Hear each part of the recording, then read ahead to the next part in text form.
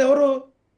Clear గా తెలుస్తుంది కదా సార్, స్టేట్ కి తెలుస్తుంది, ప్రజలకు తెలుస్తుంది, మాకు నిన్న తెలుస్తుంది, మీకు నిన్న మీ తెలుస్తుంది. పార్టీకి సంబంధించిన కొంతమంది కార్యకర్తలు ఆ రావణ్ అనేటువంటి యూట్యూబర్ మీద దాడికి ప్రయత్నం చేశారు. పోలీసులు ఎంత నిలువరించినా కూడా ఆ దాడికి విశ్వ ప్రయత్నం చేశారు. అదే పోలీసులు నిలువరించే పరిస్థితి అయితే అతను కొట్టి చంపేసేవాళ్ళేమో అనేటువంటి పరిస్థితి అక్కడ క్రియేట్ అయింది నిన్న. మీరు చూసారా?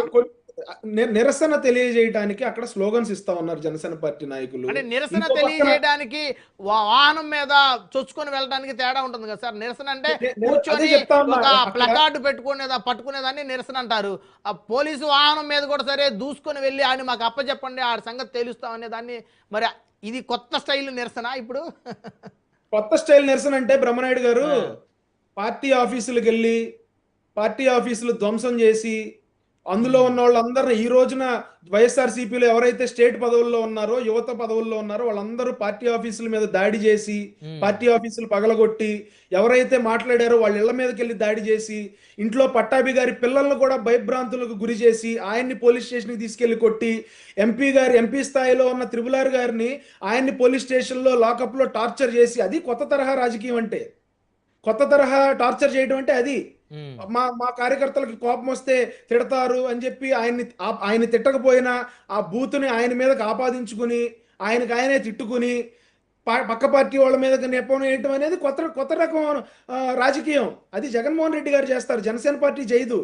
అతను జోసెఫ్ అనే వ్యక్తి ఓన్లీ పవన్ కళ్యాణ్ గారిని మాత్రమే తిట్టలా, రాముడిని తిట్టాడు, సీతాదేవిని తిట్టాడు, హిందూ దేవతలను తిట్టాడు. అదే సభలో నాలుక కోస్తానని చెప్పి తిట్టాడు. ఎవరు? జడా శ్రావణ్ కుమార్ అనే వ్యక్తి నాలుక కోసి పవన్ కళ్యాణ్ గారికి పార్సిల్ చేస్తానన్నాడు. ఒక డిప్యూటీ స్పీకర్ నాలుక కోసి ఒక డిప్యూటీ సీఎం కు పార్సిల్ చేస్తాడు. రాజ్యాంగబద్ధ పదవిలో ఉన్న వ్యక్తిని మీరు ఇష్టం వచ్చినట్టు ఒక మీటింగ్ పెట్టుకుని, ఫ్రీడమ్ ఆఫ్ స్పీచ్ అంటే ఫ్రీడమ్ ఆఫ్ అబ్యూస్ కాదు, ఫ్రీడమ్ టు అబ్యూస్ కాదు, ఫ్రీడమ్ ఆఫ్ స్పీచ్ అంటే. ఆర్టికల్ 19/1 అనేది ఏదైతే మీకు ఫ్రీడమ్ ఇచ్చిందో అదే ఆర్టికల్లో 19/2 అనేది కూడా మిమ్మల్ని రిస్ట్రిక్ట్ చేయడానికి రాజ్యాంగం రాశారు. మిమ్మల్ని రిస్ట్రిక్ట్ చేయడానికి కూడా రాశారు. నేను చెప్పేది ఏంటంటే ఇక్కడ మీరు ఎవరు ప్రోత్సహిస్తా ఉన్నారు, మీ ఉద్దేశం ఏంటి? మీరు విజయవాడ పోలీస్ బాస్ని మీరు టార్గెట్ చేయడం వెనకాల మీ దురుద్దేశం ఏంటి? కులాలకు ఆపాదించడం వెనక మీ దురుద్దేశం ఏంటి?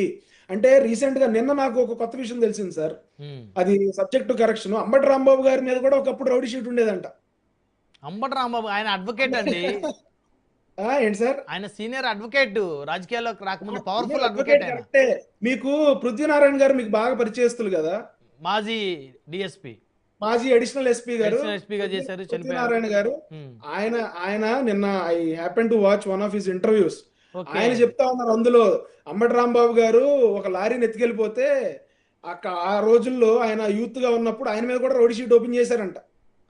దానికి మరి రీజన్స్ అది అంటే రీజన్స్ ఏమైనా కావచ్చు. నేను ఇక్కడ ఏమంటా ఉన్నానంటే రౌడీ షీటర్ల వెనకాల ఉద్దేశం ఏంటంటే మేబీ మనం కూడా ఒకప్పుడు రౌడీ షీటర్లం కదా అనే ఒక సాఫ్ట్ కార్నర్ ఏమన్నా ఉందేమో అని చెప్పి ఇక్కడ కృష్ణలంకలో ప్రజలు గుసగుసలాడుకుంటా ఉన్నారు ఈ రోజున. కాదు, నాకు డౌట్ దాసరి కిరణ్ గారు, ఇప్పుడు సిఐ